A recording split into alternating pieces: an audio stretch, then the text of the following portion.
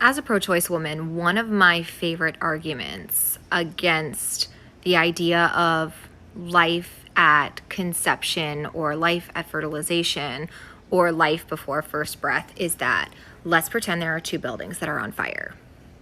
One is a daycare that has 5 children in it.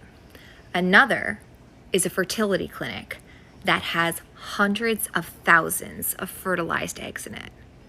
The fire truck arrives and there's only one available. Where should they point the water?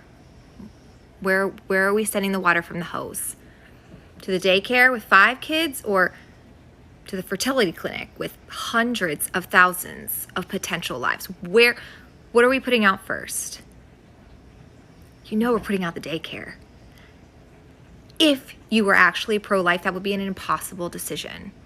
6 lives versus 100,000? Daycare. Okay, I want you to notice something. According to Mrs. K, this hypothetical situation, this moral dilemma, is supposed to be an argument against human life beginning at conception.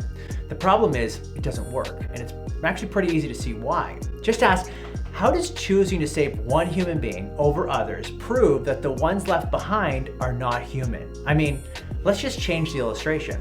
Imagine again that there are 2 fires, and I have to choose between saving my 5-year-old daughter Allison and Mrs. K and her family. Guess who I'm saving every time?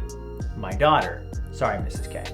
But notice how choosing to save my daughter in this situation doesn't prove that Mrs. K is not a valuable human being.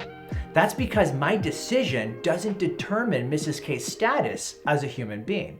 Likewise, my decision to choose to save, say, the kids in the daycare over the embryos in the lab doesn't determine the embryo status. Simply put, our behavior doesn't tell us when life begins. Science does. Second, notice how choosing to save my daughter over Mrs. K and her family doesn't mean I made the right decision. After all, saving more lives is arguably morally better than saving fewer.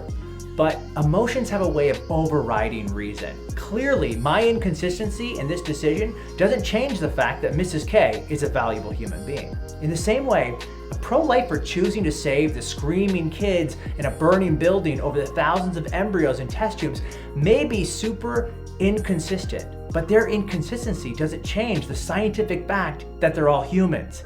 This hypothetical proves nothing.